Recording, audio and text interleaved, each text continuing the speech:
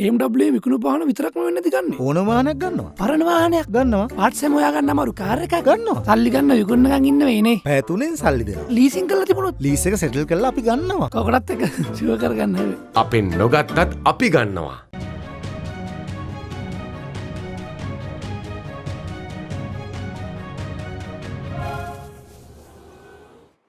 Managing your business journey in this chaotic and competitive business world is all about the preparation.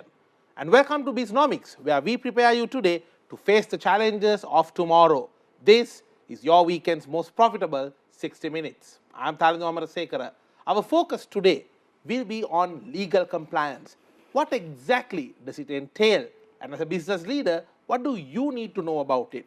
The role of corporate law is something that cannot be discounted in the corporate agenda of today.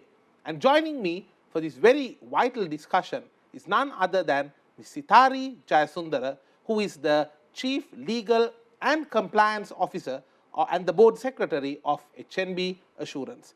Sitari, welcome to Bisnomics. Absolute pleasure to have you with us. It's a pleasure being here, Thalindu. Thank you for inviting me. Sitari, when we talk about corporate law, from a business leader's perspective, what are the key elements of corporate law in Sri Lanka that a business leader should know about? Let's start with that. Yeah. First of all, let me say that a corporate is a legal body created by operation of law. So, the laws that are governed, the corporates are governed by the set of laws called corporate law. So, from the time of incorporating a company until its death, so the formation of the company, the business conduct, operations and everything. So all these elements are covered by the corporate law. So when you say corporate law, the legal personality, limited liability, transferability of shares, the delegation of powers to the management by the board of directors, and investor ownership, and all these are the elements of corporate law. And there are statutes, rules, regulations, and various other guidelines governed by that the corporates should align their businesses to. So these are the key elements. Definitely sounds to be a list, and I know that was not an exhaustive list either. Yes. And I know there is so many other areas to be considered as well. Yes, it is. In fact, one of the previous guests we had, who was a lawyer himself, he said, if things are not so complicated, it would not end in the court of law as well. So it just goes on to show how much of, I believe, different fronts are there Yes. when it comes to corporate law. Yes. When we talk about legal compliance, Sitari, what are the possible consequences of taking this compliance lightly? Because it's easy to overlook some of these compliance matters and all that, given how busy the business leaders tend to get, and Yes. corporate law may not always be high on their agenda. But Yes. of course, that's not a very wise step to take. Yes. What are the potential consequences of taking legal compliance lightly or slightly? Yes. Gone are the days the legal compliance has been the responsibility of the compliance officer or the chief executive officer or the top management. But now the time has come for each and every individual of an organization should take the compliance very seriously, because the results of non-compliance can be devastating. So it will impact negatively on the financials. It may result in financial losses, license revocations, business disruptions, erosion of trust and damaged reputation. So in turn, if any of these things happen, it will have an impact on the employees as well. So it will, in case if there is a financial loss or a reputational damage that happens to the organization, then the employee productivity also will come down, and as a result, everything, it's like a chain in an organization.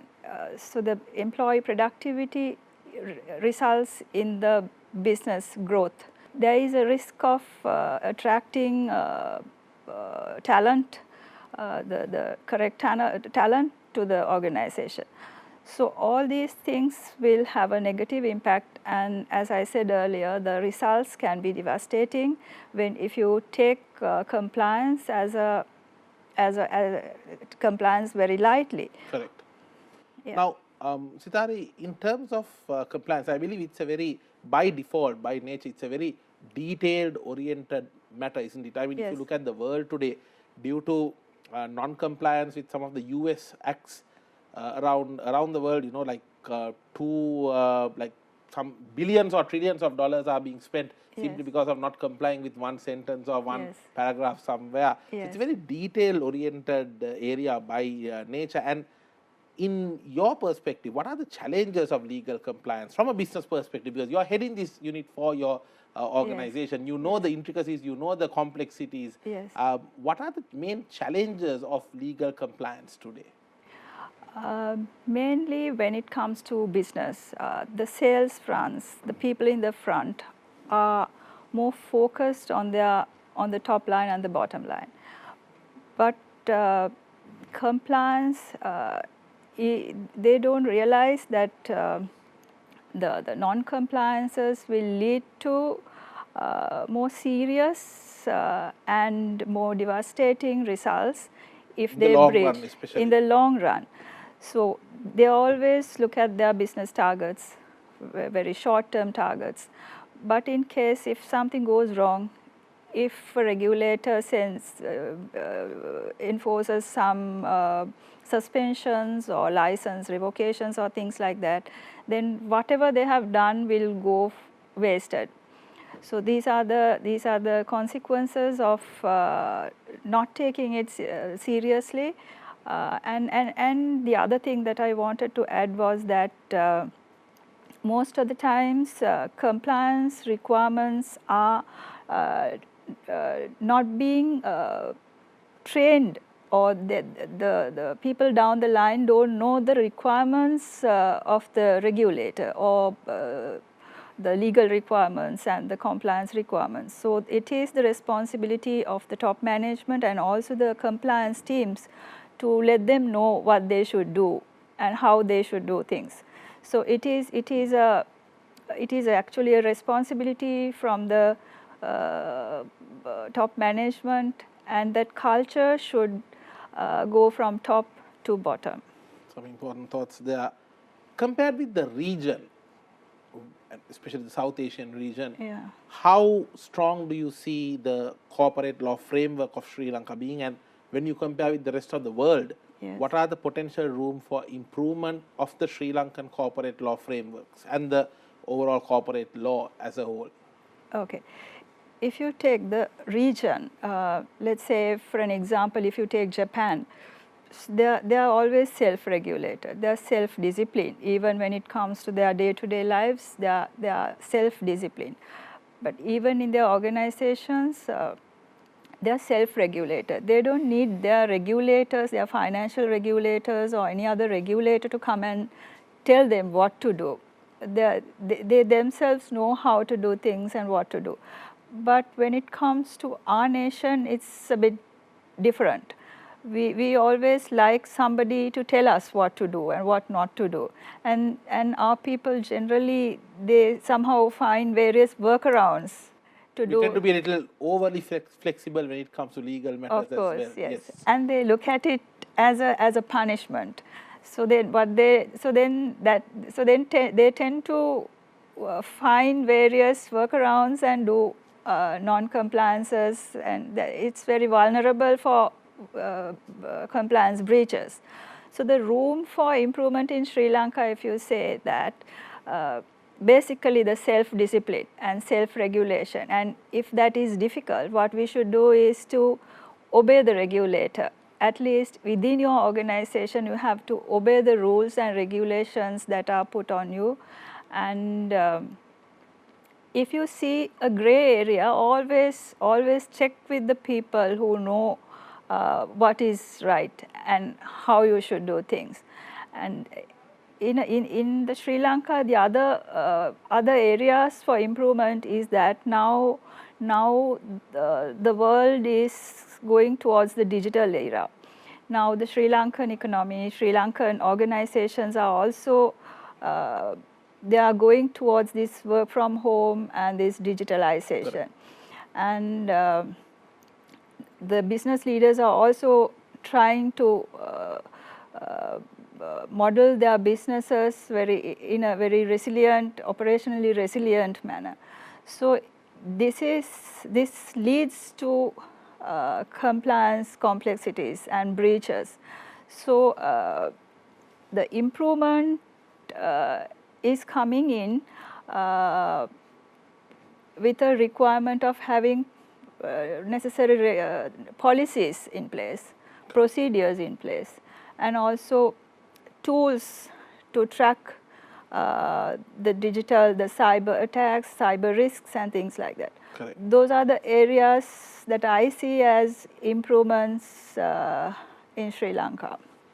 Did you, as a compliance officer or a compliance professional, legal professional, did you face challenges, especially when things went remote, when people were working from home? Because after all, one of the basic fundamentals of compliance is that when everybody is together in the same place, it's much easier to control. Yes. Versus people being spread out all over the country. Yes. Sitari, how did you, as a legal professional, holding a very important position in your organization, how did you adapt with that change? That's something interesting for me to know. Yes, as I said, it was very vulnerable. The systems, people work from home with their own devices sometimes. So we immediately, what we did was we designed some policies, work from home policies. And also we had various tools, we implemented various tools to track them, monitor them.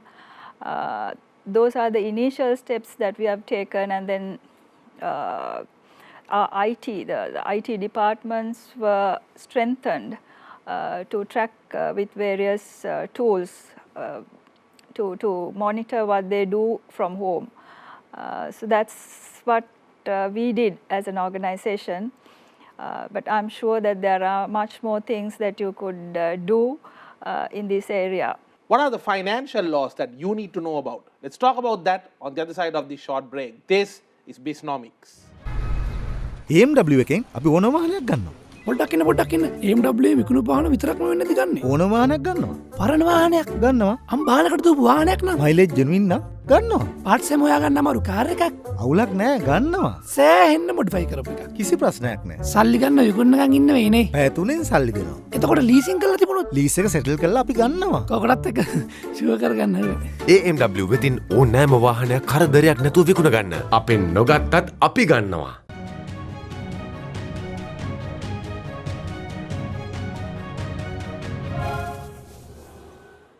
Welcome back to Bisnomics, your weekend's most profitable 60 minutes. Our focus today is on the importance of adherence and compliance with corporate law. As a business leader, what do you need to know about it? And we are in conversation with Ms. Sitari Jayasundara.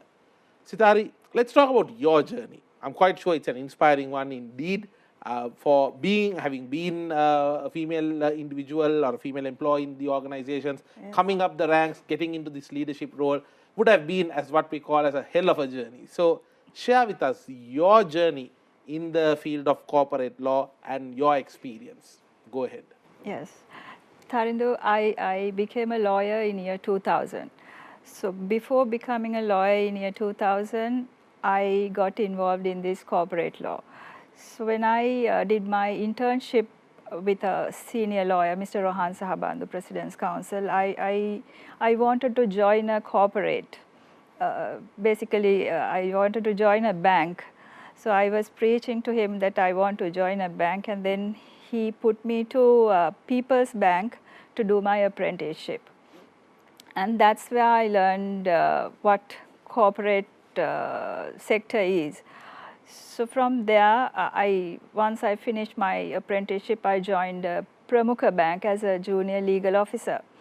So there I worked for about 2 years, and then started my real corporate law journey, and I joined Bisnomics Private Limited. It's a corporate affairs arm of HLB Edrising and Company, which is a audit firm and a consultancy firm.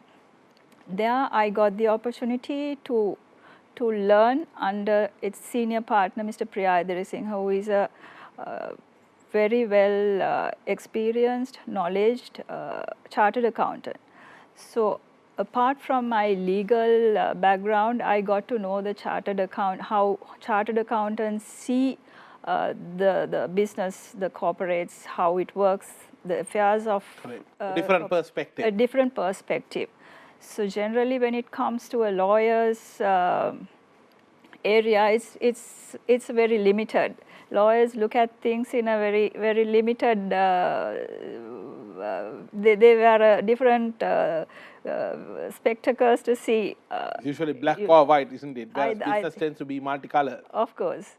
So then, so I learned different aspects of corporate law. So I was very junior, and then I sat with him and learned how to draft agreements, shareholder agreements, share allotments, various business partnership agreements and all that. So there I learned my basics actually. And after being there for about 4 years, I joined HNB Assurance as a manager legal. And from there, I went up the career ladder. Then I got into compliance, and then I got into the board secretarial work. So right now, I'm completing 13 years in my current employment. And what are your key lessons that you would like to share? What do you think makes you successful? I know it's very difficult for people to say that they are a success, but here I am defining you as a success, having seen this very colorful and vibrant career you just shared with us. Yes. What do you think makes you a success in the field of corporate law? Yes, I was not afraid to take challenges. I always did things, I was always pushed to the deep end most of the times. So when I was with my previous employment, I have never seen a boardroom. So once I was asked to go to a board meeting where there are so many foreign directors to very senior, vibrant, elite professionals were present, but that was my first board meeting that I attended, but I haven't been into a boardroom before. So, but with that, I got that experience of a boardroom, how a board meeting happens and what to do, what not to do and all that. So those are the experiences, and now right now I handle 3 functions: the legal, chief legal officer, the compliance officer, and the board secretary's function. Multitasking. Multitasking, but each of these areas are different to each other. You need different sets of competencies, soft skills in doing, in performing these 3 functions. So I would say compliance is the most challenging function that I'm functioning right now. So you have to strike a balance between the business goals and the compliance requirements, and most of the times there are conflicts between these two, but the success is to manage these two without compromising on any of these goals. So growing the right way. Exactly. So and we must always understand the other side, the sales front. They are always going for targets, and it's not easy. They have been chasing. Generally, they are being pushed to bring businesses. So if we if we become an obstacle for their journey, so we are not successful compliance officers. What we should do is, okay, you do what you want, but you have to do it this way, and this is the way, the right way to do it, and then we have to tell them what to do. So that's my compliance function. And when it comes to legal function, I would say that it's very monotonous. It's not that difficult also. You have to just read through the book. Must be one of the very few lawyers to actually say that law is not very difficult, because that's not what we usually hear from a lawyer, do we? we non-lawyers always see that it's difficult, but for lawyers it is written in the book, and it's actually basically it is interpretation. You have Carved into stone. This is what it is. this is what it is. So if it is written it that way, that is written it that way, and it's your skill to interpret it the way that you want, and that's the skill that you want in the legal profession. And then when it comes to the board's secretarial function, that's a totally different Correct. Lot of role. alertness is needed, isn't it? Lot of alertness, lot of PR, lot of soft skills are needed. Correct. And you don't have to be very tough and because most of the times you're dealing with very senior professionals, experienced, and sometimes they are egoistic, so you have to balance Correct. that side also. So this is my role right now, and quite interesting, I would say. Indeed. You seem very excited to talk about it, so it must be interesting indeed. Yes, it is. It is. Sitari, when you talk about the modern financial laws, because especially now you belong to the BFI sector, banking, finance and Yes. insurance sector, Yes. I'm quite sure that there's a lot of financial laws coming into play as well Yes. with regard to preventing certain measures like money laundering. So you get the anti-money laundering Yes. measures, you get measures to prevent terrorism financing Yes. and so on. What are some of the modern, maybe local and global key financial laws that you come across in this sector? Yes, when it comes to anti-money laundering, in Sri Lanka, we have 3 pieces of legislation.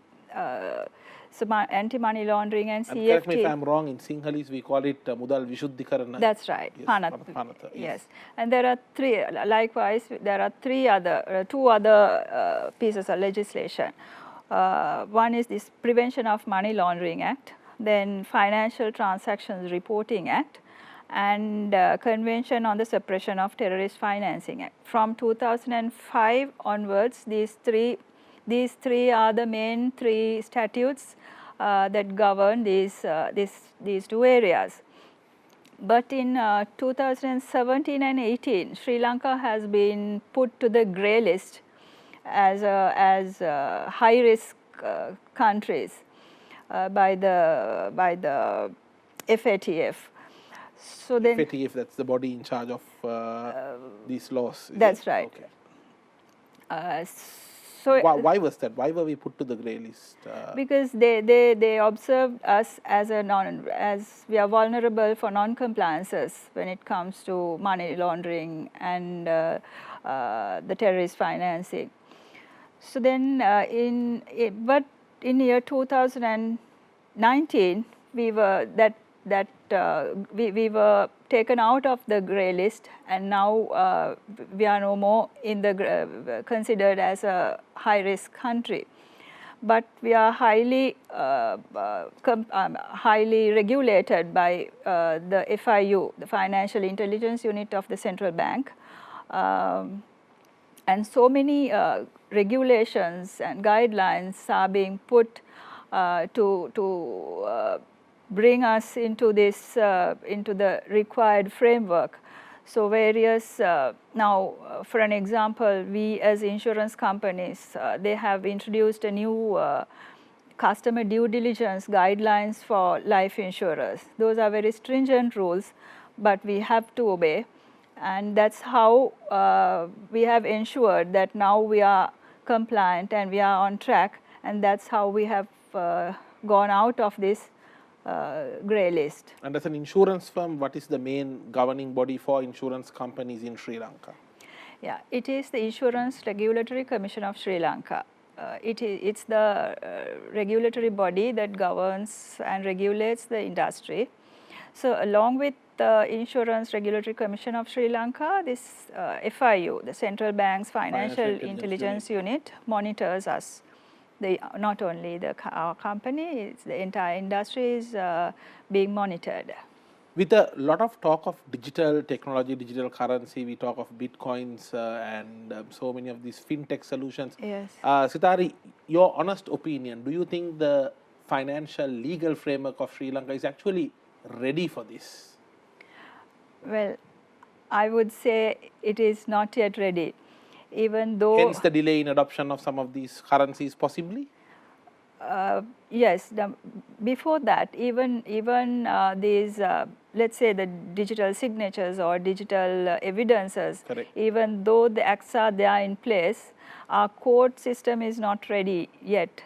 So everybody, all are waiting until some judgment comes in, but still we are not geared for those developments. I believe even the judges, those who pass the judgment, they Yes. too will need to be educated on these technologies and developments, isn't it? Because otherwise it's difficult to pass on a ruling on this. Of course, yes. Even our courthouses are not that digital ready courthouses. So those are just olden day courthouses. There are no, even we can't see a mic or a TV, at least a laptop in a courthouse. Even a plug, we don't see plug points in some other courthouses. Oh, wow. So, yes, so then you can imagine how it would be. Correct. So it'll take, I don't know, maybe another 10, 15 years for us to be ready for that type of developments in this country. What are the career opportunities available in the legal environment and also in the legal profession? Let's talk about that on the other side of this break. This is Bisnomics.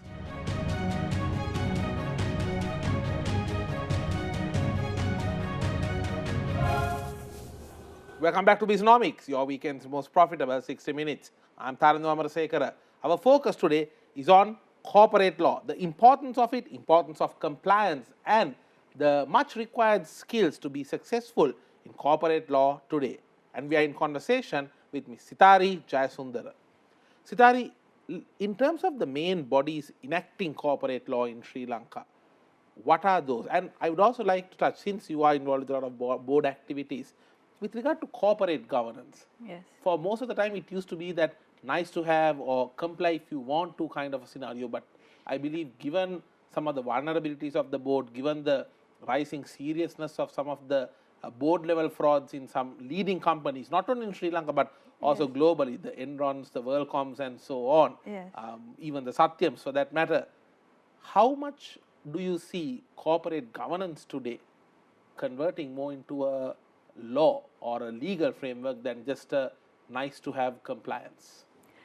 Well, Tharindu, I would say corporate governance is not that nice to have in Sri Lanka.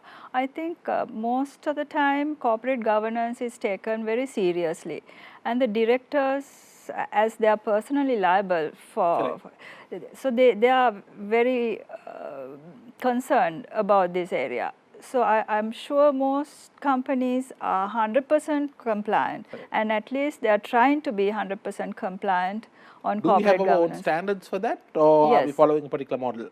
No, we have our own standards. There are listing rules, Colombo Stock Exchange listing rules, and this now SEC, the Securities and SEC. Exchange Commission, yeah. Now the new act also has been passed. So all the legislations are in place. All the rules, guidelines, regulations, everything is in place, and I'm sure almost all the companies are trying to be 100% compliant.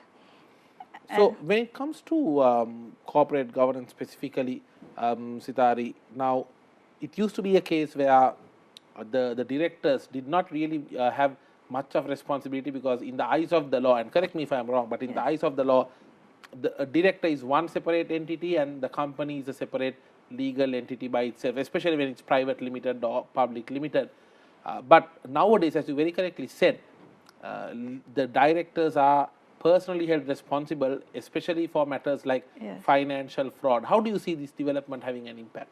It is, as you said, it's now directors cannot excuse themselves. excuse They can't say, no, we are a separate legal entity. The fraud was for the business, not for us. No, they can't. They have to get involved, and they are the people who finally who are responsible for it. Buck stops with them. Yes, finally. So because of that, there are various other board subcommittees, and they are being part of the board subcommittees. They get to see what is happening in the business, in the operations. So, so most of the times, I mean, in my experience, in most of the companies, what they do is they get involved sometimes it has become a problem for the operation also, because directors are getting involved too much into business, and they always ask for various reports to clarifications to, so it has become a problem for the management also, because they are so concerned and they are involved with business. So merely because they are held responsible if something goes wrong. Sitari, we always speak about the importance of empowering women and enabling them to overcome the glass ceiling, all these invisible barriers that might come across their way. Yes. From your experience, for you to reach the top in your chosen field, while you were coming on this journey, what are the glass ceiling moments that you faced, and what is your advice based on that to the young female employees, to the young female leaders, on how they can break the glass ceilings that they face? Tharidu, glass ceilings are glass ceilings. Those are just there. You can't dwell on them, and you can't. If you dwell on them and if you look at it seriously, it will get solidified. So just forget about it, break it, and go your journey. Have strength to go your journey. There can be various demeaning comments or various other obstacles, haters, doubters, I don't know, rumors are coming up. So just forget it. Don't take it seriously. So then, if you take it seriously, only those glass ceilings will get Correct. more solidified. So those things become you. Then you get of course engulfed in it. Yes. Yes. So then there is a saying: if the more the arrow is dragged towards the back, it goes faster. Correct. So likewise, life can throw you with a lot of difficulties. So you don't have to stop your journey by that. So as things come your way, the difficulties come your way, aim longer, aim higher, and focus more, and then go your journey. That's how I overcame it. Sitari, in terms of career opportunities in legal, for the information of any young legal student who is watching this program, who is thinking, maybe I'm also looking at a career in legal aspect, corporate law or corporate-wise legal matters. What are the opportunities and avenues available for young students who may be watching this show? Well, firstly, selecting to be a lawyer is you have crossed one barrier. Most of the executives in the corporate sector, they don't have this legal mindset.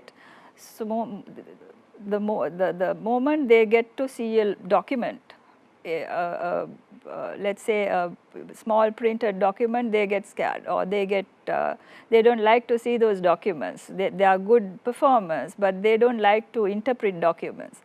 So what I tell the young lawyers or the lawyers who are aspiring to be corporate lawyers, there are so many avenues open for you. Even though if you don't want to be a legal officer or a company secretary or a compliance officer, still even if you do any other function, with your legal background you can assist the others, maybe a CEO, maybe another C-suite officer. With your knowledge, you can assist them in interpreting agreements to documents to everything. So if you talk about a career in legal, the most traditional career is the legal officer, and the career path is up to the director legal or maybe up to a CEO. There are so many CEOs nowadays with the legal background. So you can excel your careers in company secretarial side, and then you can get into boards.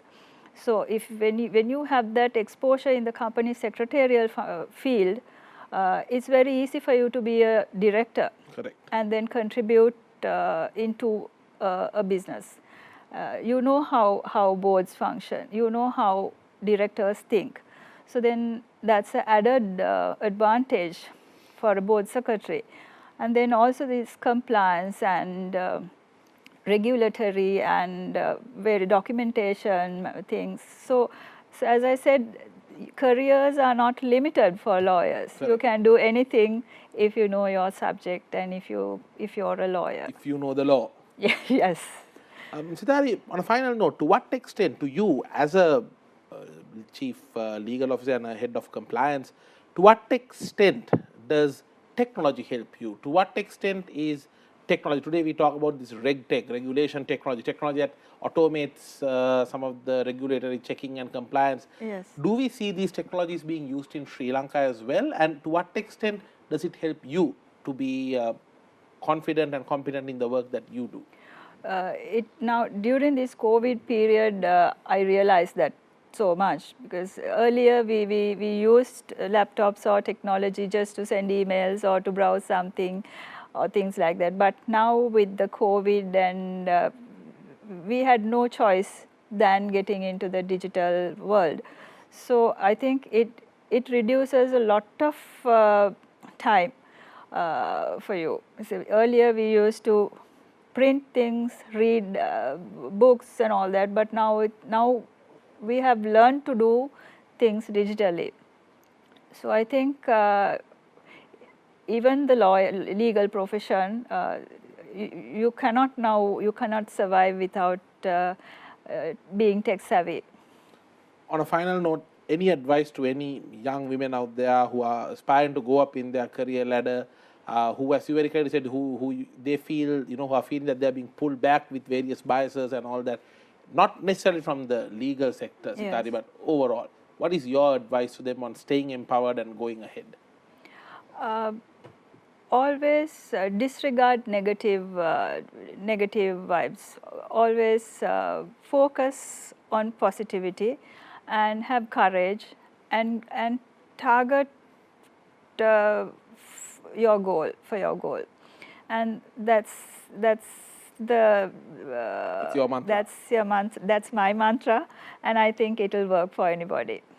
Sitari Jayasundara, absolute pleasure discussing with you the developments of corporate law and the current importance of corporate law and compliance for businesses. Wish you good luck, and thank you for sharing those inspiring words with us once again. Thank you very much, Tarindu. Thank you for the opportunity. A message to all the young aspiring women leaders out there. Be an arrow in the face of adversity and challenges. If you feel you are being pulled back, remember, an arrow goes faster, goes further when they have been pulled back. Whatever bias you may be facing in any stream, could be in the legal career or could be in any domain in terms of your career. If you are being pulled back, get the encouragement, get the start, get the motivation from those challenges, and make sure you leap ahead to your goals and to your targets. I'm Tharandu, and no matter what business you may be in, have an empowering week ahead. I'll see you with the next episode. This is Bisnomics.